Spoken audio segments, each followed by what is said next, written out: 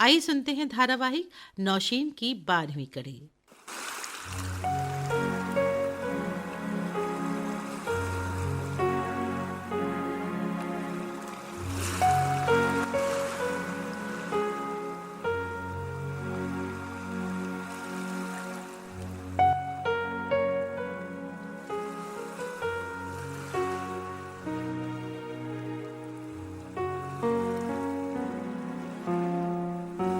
अब तक आपने सुना, फरहाद फोन पर अब्दुल से बातें करता है। अब्दुल बताता है कि रूथ अब्दुल को छोड़कर चली गई है। फरहाद ये जानकर बहुत दुखी होता है। फरहाद हसीना को बताता है कि रूथ अब्दुल को छोड़कर चली गई है। ये जानकर हसीना बहुत परेशान होती है। हसीना फरहाद को नींद से जगाती है और कहती है कि सुबह के 6 बज रहे हैं, इकबाल भाई साहब आते होंगे। तभी इकबाल आते हैं। इकबाल घर में सभी से मिलते हैं। शाबान इकबाल का शुक्रिया अदा करता है। तभी इकबाल कहता है, किस बात का शुक्रिया शाबान, अभी तो तुम्हें तुम्हारे घर का हाल भी नहीं बताया। शाबान हरी गुच्छियों के लिए शुक्रिया कहता है। इकबाल इम्तियाज को हाजिरा की भिजवाई हुई चिट्ठी देता है और हसीना के लिए केसर की डिब्बी भी देता है। इकबाल फरहाद को सारा हाल देता है। फरहाद इकबाल को इश्तियाक के बारे में बताता है और ये जानकर वो हैरान हो जाता है। इस पर इकबाल कहता है कि शायद हमारी किस्मत में यही लिखा था। फरहाद इकबाल को बताता है कि उसका काम अब हिलाल संभालने लगा है। ये जानकर इकबाल बहुत खुश होता है। इकबाल बताता है कि पार वाले नबी अहमद की पोती का रिश्ता हिलाल के लिए आया है। हसीना बहुत खुश होती है। इम्तियाज कुछ देर के लिए बाहर टहलने जाता है। तभी उसे अरुंधति और उसके पति खन्ना जी मिलते हैं। इम्तियाज उन्हें घर लाता है और हसीना से मिलवाता है। हसीना इतने साल बाद अरुंधति से मिलकर बहुत खुश होती है। अब आगे।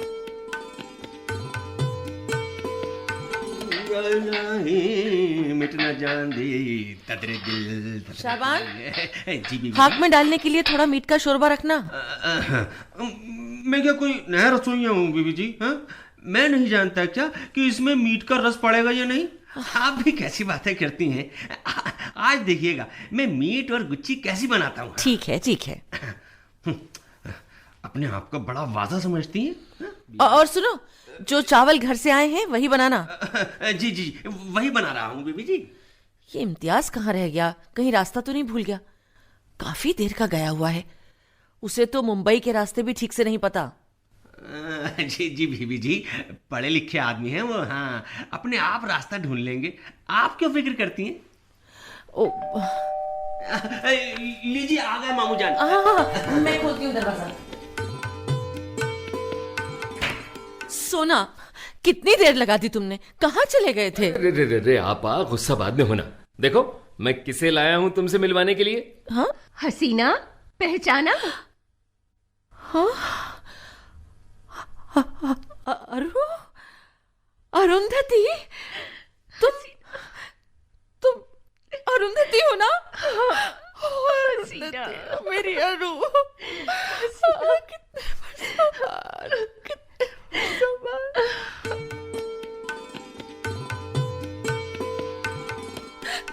अरुंधति, वर्षों के बाद कहाँ थी तू?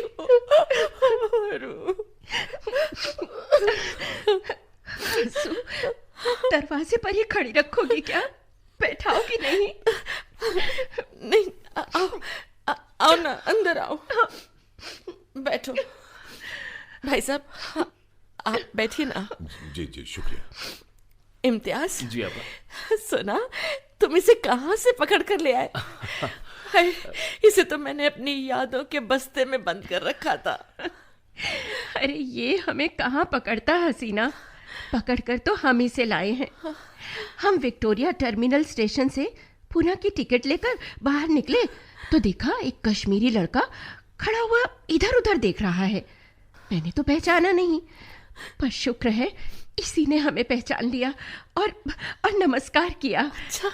इसकी आवाज सुनते ही मैं पहचान गई और खन्ना साहब से बोली कि ये तो मेरी बचपन की सहेली हसीना का भाई है। वाह अरु, तुम्हारी याददाश्त की तो दाद देनी होगी। इम्तियाज को तो तुमने बहुत छुटपन में देखा होगा ना? अरे नहीं, जब ये शादी के बाद अपनी बीवी को डल में घुमा रहा था, उन्हीं दिनों मैं भी बाई चांस श्रीनगर गई थी टूरिस्ट की तरह। तब मिले थे हम लोग। तब तो मैंने इसे फौरन ही पहचान लिया था। हे भगवान, इसकी बीवी कितनी सुंदर है। तुम देखती तो गश खा जाती। अरे अरु, मेरे नसीब में वो सब कहाँ। ये फिजूल की बातें मत करो हसीना। देखना सब ठीक होगा। इम्तियाज जी। ये तुमने दाढ़ी मूंछ बढ़ा ली है ना, इसीलिए मुझे पहचानने में दिक्कत हुई। बस शुक्र है भगवान का, तुमने मुझे पहचान लिया। अरु दीदी, आपकी दाढ़ी मुझे नहीं हो गई है ना, इसीलिए पहचान गया। सोना। अरे तुमसे मिलने की खुशी में मैं सब भूल गई।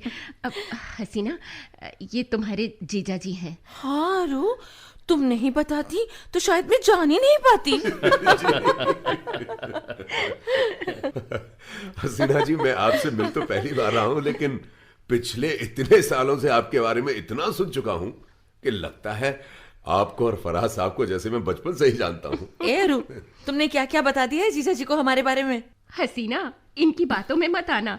इनकी आदत है बढ़ा चढ़ा के बोलने की। हाँ अरु, तुम्हारे सामने कोई कितना बोल सकता है मैं खूब जानती हूँ।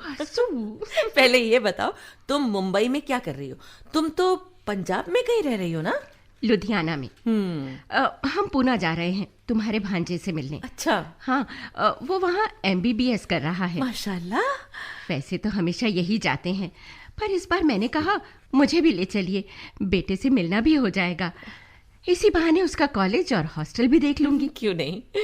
मुझे लगता है भगवान ने मुझे तुमसे मिलवाना था, इसीलिए ये प्रोग्राम बना। हाँ। आज सुबह जरूर मैंने किसी अच्छे आदमी का मुंह देखा होगा। जी जी जी, सुबह तो वैसे आपने मेरा ही मुंह देखा था।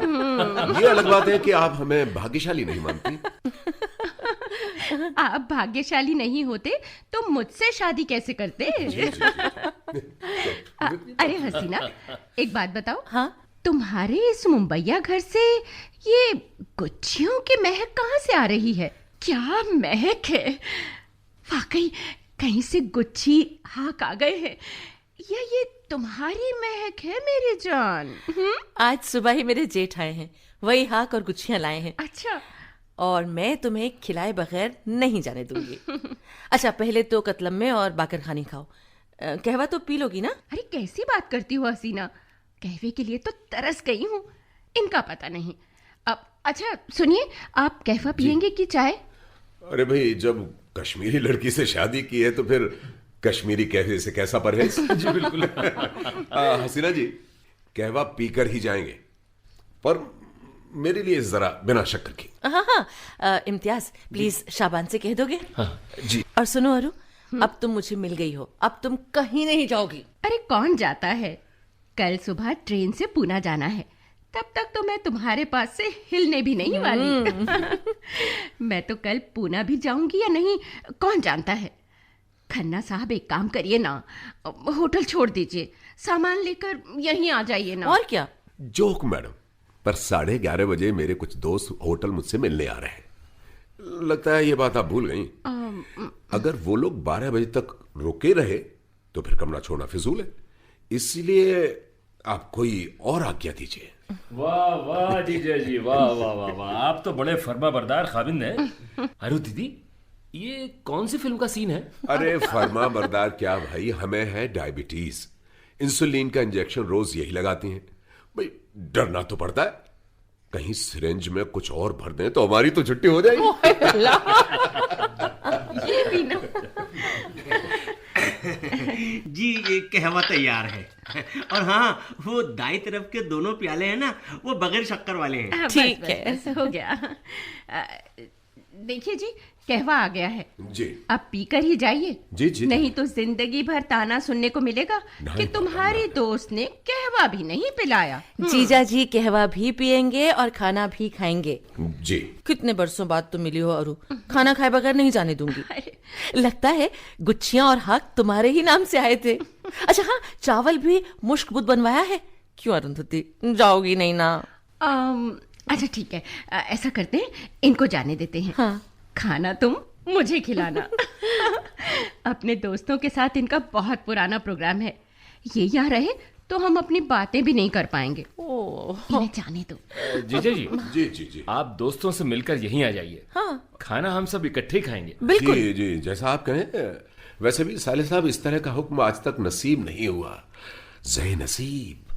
तो मैं इजाजत चाहता हूँ। जीजा जी, हम आपको जाने के लिए कैसे कह सकते हैं, लेकिन आपके दोस्त आपसे मिलने आ रहे हैं तो रोक भी नहीं सकते। जी वैसे देख रही हूँ हसीना, तुम बड़ी डिप्लोमेटिक हो गई हो। ए अब सुनिए, जल्दी जाइए ना, और अपने दोस्तों को निपटाकर जल्दी आइए। हाँ जल्दी आइएगा। जो आज्ञा मिसेस अरुंधति खन्ना, जो आज्ञा। ओ हस्सू मेरी जान, आज तो बिल्ली के भाग से छीका टूटा है। ईश्वर इम्तियाज को लंबी उम्र दे। पर देखो ना, मैंने भी इसे इतने लोगों में कैसे पहचान लिया। दीदी, पहले मैंने आपको पहचाना था। आप तो थोड़ी खफा दिख रही थी कि मुझे ये कौन घूर घूर के देख रहा है। ये बात तो बिल्कुल सच है। मुझे बड़ा अजीब लग रहा था। फिर सोचा लड़का कश्मीरी है, शायद कोई जान पहचान वाला हो, वरना अब इस उम्र में हमें सड़कों पर यूं घूर घूर कर कौन देखेगा। और वो अब हमसे ही कहलवाना चाहती हो तो वो अलग बात है। हाँ, बाल थोड़े सफेद जरूर हो गए हैं, पर अभी भी लुधियाना में बन ठन के निकलती होंगी तो राह चलते लोग एक नजर तो जरूर देखते होंगे। अच्छा जी, तो अब तुम भी। इम्तियाज दीदी। तुम्हें याद है बचपन में जब हम तुम्हें ममदू टांगे वाले को बुलवाने के लिए भेजते थे तो तुम कहते थे वो वहां नहीं है, मैं वहां नहीं जाऊंगा। तुम्हें हमारी बातें सुनने का इतना शौक रहता था कि तुम हिलते तक नहीं थे, वहीं हमारी बगल में जमे रहते थे। दीदी, मैं आपका इशारा समझ रहा हूँ। आप यही चाहती है ना कि मैं चला जाऊं यहाँ से? अरे वाह, हमारा सोना बड़ा हो गया है। इशारा बड़ी जल्दी समझ गया। आप लोग बात करिए, तब तक मैं श्रीनगर फोन मिला लेता हूँ। मलाई लग गई। अरे हाँ, मैं तो भूल ही गई थी। इस अरुंधति के आने के बाद तो मुझे कुछ होश ही नहीं रहा। जाओ सुना, तुम फोन मिलाओ। घर वाले भी तो तुम्हारी आवाज को तरस गए होंगे। जी आपा। अकेला हूं, अच्छा है। जो कोई भी मिलेगा खुलकर बात कर सकूंगा। अब्बा जी मिले तो भी बात तो करनी है। आपा के सामने थोड़ी मुश्किल हो सकती थी। लगता है आज भी वही होगा। नंबर घुमाते रहो और लाइन मिलकर ही नहीं देगी। मतलब तुम्हारे बेटे इतने बड़े बड़े हो गए, इतने बरस बीत गए और घर से कोई संबंध नहीं, कोई फोन नहीं, कोई खत भी नहीं। इतने बरसों में बस ये इम्तियाज आया है, वो भी इसके साथ ये जेल वाला हादसा हुआ इसलिए। अगर नहीं हुआ होता तो शायद ये अभी भी नहीं आता। हसीना, मैं मानती हूँ कि तुमने भाग के शादी की, ये गलती थी। घर वालों के रुतबे का ख्याल न करके तुमने शादी की, ये उससे बड़ी गलती थी। लेकिन इसका ये मतलब तो नहीं कि तुम्हारी उन गलतियों की इतनी बड़ी सजा दी जाए। शादी के बाद वैसे ही लड़की का मायका उससे छूट जाता है। मैंने ऐसे तो बहुत किस्से सुने हैं कि ससुराल वालों ने बहू का अपने मायके से नाता खत्म करवा दिया, लेकिन यहाँ तो मायके वालों ने ही बेटी से रिश्ता तोड़ दिया। मैं समझ नहीं पा रही तुम्हें कैसे सांत्वना दूं, क्या कहूं जिससे तुम्हारा दर्द कम हो। एक मिनट अरु, क्या हुआ? फोन डायल करने की आवाज नहीं आ रही। लगता है श्रीनगर कॉल मिल गया। तुम बैठो, मैं अभी आई। हाँ ठीक है। अरे क्या हुआ सोना, तुम ऐसे मायूस से बैठे हो? फोन नहीं मिला क्या? आपा, नंबर डायल करते करते उंगलियां थक गई। पता नहीं क्या बात है, श्रीनगर की लाइन मिलती नहीं है। घर की लाइन नहीं मिल रही थी तो अस्पताल में हाजरा से ही बात कर लेते। वहां भी ट्राई किया, वो भी नहीं मिला। एक मिनट, देखो कहीं बच्चे एसटीडी लॉक तो नहीं लगा गए। असल में इकबाल भाई श्रीनगर बड़ी लंबी लंबी कॉल्स करते हैं। पिछली बार जब ये आए थे तो फोन का बिल 10,000 रुपए आया था। ओह, हाँ, एसटीडी लॉक था ना, तभी तो तुम्हें फोन नहीं मिल रहा। अब ट्राई करो, लो। जी आपा। अगर अब्बा हुए तो मैं भी परसों बाद उनकी आवाज सुन लूंगी। देखते हैं कौन उठाता है फोन। अब्बा ने उठाया तो या तो कुछ नहीं कहेंगे या फिर बहुत कुछ कहेंगे। सुना, बाप का रौब भी शफकत का हाथ होता है। अब लाइन मिल गई है। मिल गई? अच्छा सुना, मैं दूसरे कमरे से फोन उठाती हूँ। यही रुको ना, तुम भी बात कर लेना। नहीं नहीं नहीं, मैं बात नहीं कर पाऊंगी, बाहर अरु भी बैठी है। हाँ। सोना, मैं अपने कमरे का फोन उठा रही हूँ। हेलो। हेलो अब्बा जी, मैं इम्तियाज बोल रहा हूँ। इम्तियाज, तुम ठीक हो ना? तुम्हारी अम्मी यहाँ बहुत बेचैन है।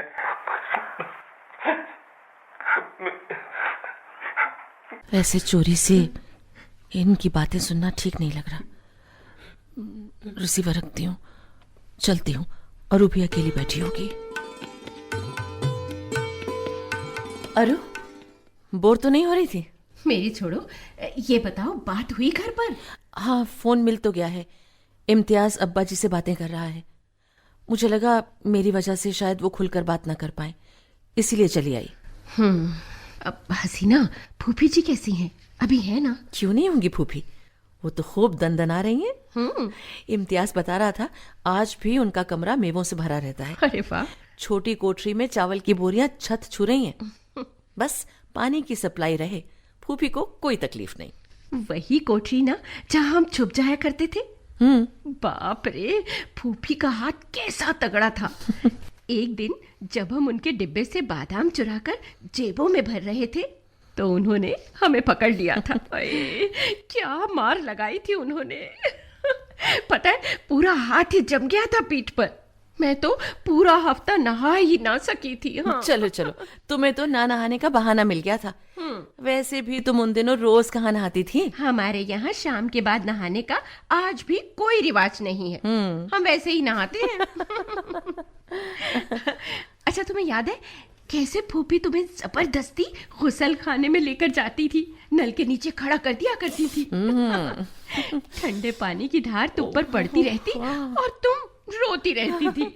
शुक्र है हमारी कोई फूफी ना थी भाई। जो थी वो भी ससुराल में चौका बर्तन करते करते मैं के आने का वक्त ही ना निकाल पाती थी। अब्बा, फूफी और अम्मी दोनों आपसे बात करना चाहती हैं। चलिए। क्या हुआ हसीना, जाती क्यों नहीं? अरु, जिस पल का इंतजार मैं इतने बरसों से कर रही हूँ, वो आज चुपके से ऐसे आंगन पे खड़ा होगा, नहीं जानती थी मैं। अब पल आ गया है तो उसे गंवाओ मत। जाओ बात करो। चलिए चलिए आपा। सोना, मुझे बहुत डर लग रहा है। मैं फूफी से, अम्मी से क्या बात करूं? अरे हस्सू, अपनी माँ से, अपनी फूफी से कैसा डरना। और बातें अपने आप निकल आएंगी। अब चलिए तो आपा, फोन होल्ड किया हुआ है, कहीं कट ना जाए। आइए आइए चलिए। जाओ जाओ हसीना, तुम अपनी अम्मी से बात करके आओ। तब तक मैं बाथरूम होके आती हूँ। सुनो, ये सामने वाला दरवाजा है ना? हाँ ठीक है, तुम जाओ जाओ, जल्दी जाओ। फूफी, आप आ गई हैं, बात करिए उनसे।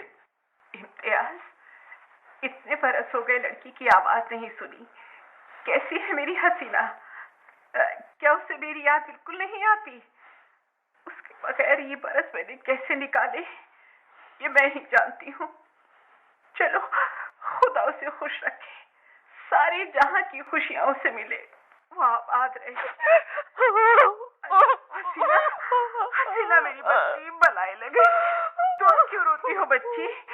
रोने के लिए हम जो हैं, हम रो रहे हैं। तुम मत रो हसीना, मेरे कलेजे के टुकड़े। मैं तुम्हारे बगैर रह लूंगी बच्ची, पर तुम रोना मत, रोना मत। आपकी दुआओं से मैं बिल्कुल ठीक हूँ, खुश हूँ। मेरे हिलाल और अमान कैसे हैं? मेरे जिगर के टुकड़े, मैं उन्हें कब देखूंगी?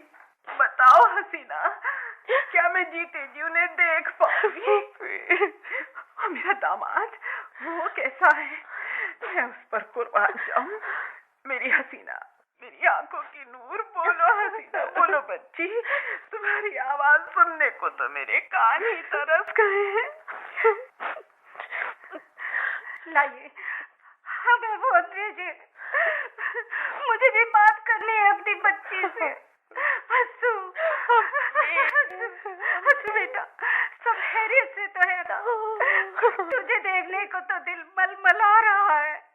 अल्लाह ने चाहा तो हम लोग जल्दी मिलेंगे। अम्मी, अम्मी, हम सब खुश हैं। अल्लाह का शुक्र है, उसने मेरे भाई को मिला दिया। उसकी रजा होगी तो मैं अपनी माँ का मुंह भी देख लूंगी। अम्मी, अब्बा जी तो मुझे कभी माफ नहीं करेंगे। हंसू, हंसू, हंसू, क्या तुम सच में हमें याद करती हो? मैं तो सोचती थी कि फरहाद को पाने के बाद से तुम हम सबको भूल गई हो। नहीं अम्मी, नहीं, आप ये कहकर मुझे शर्मिंदा मत कीजिए। जिंदगी में हर किसी की जगह होती है और माँ बाप की जगह कोई नहीं ले सकता, चाहे कुछ हो जाए। आपकी जगह पर और कोई नहीं बैठ सकता।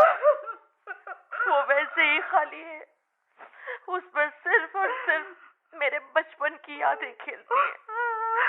अम्मी, खुदा की कसम, यहाँ आकर एक भी दिन ऐसा नहीं गुजरा है जब मैंने आप लोगों को बेइंतहा याद न किया।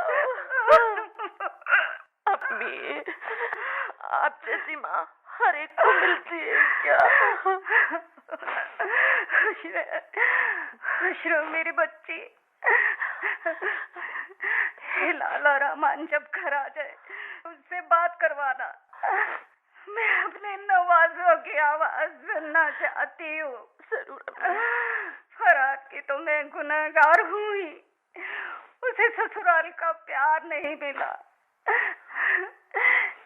ऐसा हीरा दामाद पूरे श्रीनगर में किसी और का होगा क्या? अम्मी जी, छोटा ना करिए, इंशाअल्लाह सब ठीक होगा। मैं जरूर आपका मुंह देखूंगी। हाँ बेटी। अच्छा ये बताइए, हाजरा भाभी कैसी हैं? बड़ी शरीफ लड़की है हाजरा, पूरे श्रीनगर में उसकी तारीफ है। अस्पताल में कोई भी गरीब आता है तो उसका सारा काम मुफ्त में करवाती है। बेटी, तुम्हारे बिना तो मेरा जिगर खाली है। फोन पर तुम्हारा चेहरा देख पाती तो कितना अच्छा होता। आपा, जरा फोन मुझे दीजिए। हाँ, ये लो सोना, फोन लो। अम्मी, बहुत पैसे खर्च होते हैं, अब बस करो। कोई फिक्र नहीं इम्तियाज, मेरा दामाद बहुत पैसे कमाता है। बेटा, अब तुम वापस आ जाओ। अम्मी, फिर मैं तुम्हारे साथ हसीना के पास मुंबई जाऊंगी। सारी उम्र तुम्हारे अब्बा के डर से कांपते हुए निकाल दी। अब बेटा, कुछ दिन तो मैं भी जी कर देख लूं। हाँ हाँ ठीक है अम्मी, बाद में बात करेंगे। इम्तियाज, कब आ रहे हो बेटा? बेटा जल्दी आ जाओ। बच्चे हर रोज पूछते हैं तो मेरा कलेजा मुंह को आता है। अम्मी, इंशाअल्लाह जल्दी आऊंगा। अच्छा, सलाम वालेकुम। फिर फोन करना।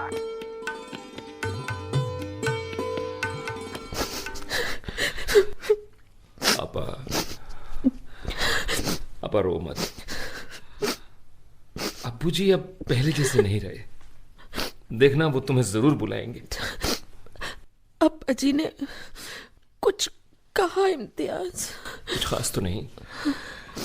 और हाँ आपा, अब्बा जी बता रहे थे कि यहाँ मुंबई में किसी होटल में दुकान खोलने की बात चल रही है। अच्छा। मुझसे कह रहे थे कि तुम वापस आ जाओ तो उस मसले को फाइनल किया जाए। सच सुना, ये तो वाकई बहुत खुशी की बात है। हाँ आपा। वाह भाई, तुम लोग भी कमाल के हो। मैं कब से बाहर बैठी हूँ और तुम दोनों भाई बहन यहाँ बातें करने में मगन हो। भूल गए कि मैं भी हूँ घर में। अरु, तुम तो बाथरूम गई थी ना? हाँ जी, वहां से आए हुए भी 10 मिनट हो गए हैं। अरे बाबा, खफा मत हो। जानती हो तुम्हारे कदम कितने नसीबों वाले हैं। आज 20 बरस बाद अम्मी की आवाज सुनी है मैंने। हाँ, आज आवाज सुनी है और देखना, मेरा दिल कह रहा है बहुत जल्दी ही तुम उन सबसे मिलोगी भी। तुम्हारे मुंह में घी शक्कर अरु, काश तुम्हारी बात जल्दी ही सच हो जाए। होगी होगी मेरी जाना, बिल्कुल होगी। आप लोग इसी कमरे में बैठेंगी या बाहर बैठक में चला जाए? भाई, मुझे तो अपनी हस्सू के पास रहना है। जहां वो बैठेगी मैं वहीं बैठ जाऊंगी। तो चलो अरु, ड्राइंग रूम में चलते हैं। हाँ चलो। आओ बैठो अरु। सुना, शाबान से कह दो कि आज खाना दस्तरखान पर लगेगा। जी आपा। हसीना, मुझे लगता है तुम्हारे जीजा जी रास्ता भूल गए हैं, नहीं तो अब तक तो आ जाना चाहिए था। वो क्या मुंबई पहली बार आए हैं जो रास्ता भूल जाएंगे? ये तो तुम सही कह रही हो, पर आदमी सीधे है ना, डर लगता है। सीधे शरीफ ना होते तो तुम्हारे साथ निभा सकते थे। श्रीनगर में पंडितों के सब लड़के जानते थे कि तुम कितनी लड़ाका हो। हस्सू, ये बेचारे तो अब तक तुम्हारी हकीकत ना जान पाए होंगे। अरे उन्हें मैंने दम ही कहाँ मारने दिया जो सोच पाते। लगता है आ गए। ठीक है, मैं दरवाजा खोलती हूँ। आइए जीजा जी। अरु डर रही थी कि आप कहीं गुम ना हो गए हो। अरे ऐसे कैसे गुम हो जाऊंगा, इनको तो हमेशा हमारे गुम हो जाने का डर ही लगा रहता है। पर इतने बरसों से हमने ये मौका इनको दिया नहीं। वैसे मुझे आपके गुम हो जाने से ज्यादा फिक्र इस बात की लगी थी कि कहीं आप गुच्छियों और हाक साग से महरूम ना रह जाएं। आपा, हाँ। शाबान में कह रहे हैं कि 10-15 मिनट तक दस्तरखान लगाते हैं। हसीना, अब ये तुम्हारी बालकनी से चिड़ियों का बड़ा शोर आ रहा है। हाय अल्लाह अरु, आज तो मैं इनको चावल डालना ही भूल गई। हाँ? देखो तो कैसे झगड़ रही हैं। असल में अब इनको कश्मीरी चावलों का चस्का लग गया है। मैं जब रोज बालकनी के कोने में रखे तसले में पके चावल डालती हूँ ना, तो ये चावल चुगते चुगते इतनी बातें करती हैं कि लगता है कश्मीर में किसी शादी पर आई औरतें वाजवान खाते खाते बातें कर रही हों। वैसे हस्सू, आज अम्मी की आवाज सुनने के बाद से तुम्हारा सारा वजूद ही बदल गया है। माँ शय ही ऐसी होती है। ठीक कह रही हो अरु, अब तक उनकी आवाज मेरे कानों में गूंज रही है। इतने प्यार से मुझे हस्सू और कोई नहीं कहता। माँ की आवाज में जो शीरनी होती है वो पता नहीं कितने किस्म के शहदों में लिपटी होती है। अरे भाई, आप दोनों सहेलियां आपस में ही बातें करती रहेंगी कि कोई हमें भी कोई तवज्जो देगा? आपको बहुत तवज्जो दे चुके हैं हम। आज इतने बरसों बाद हम दोनों सहेलियां मिली हैं। आज हमें कोई डिस्टर्ब नहीं करेगा। नहीं देखिए, आप ना इम्तियाज से बात कीजिए। लीजिए जीजा जी, आपसे बात करने वाले कुछ और लोग आ गए हैं। ओहो, मतलब हमारे जीजा जी और उनके भाई साहब आ गए हैं। हाँ।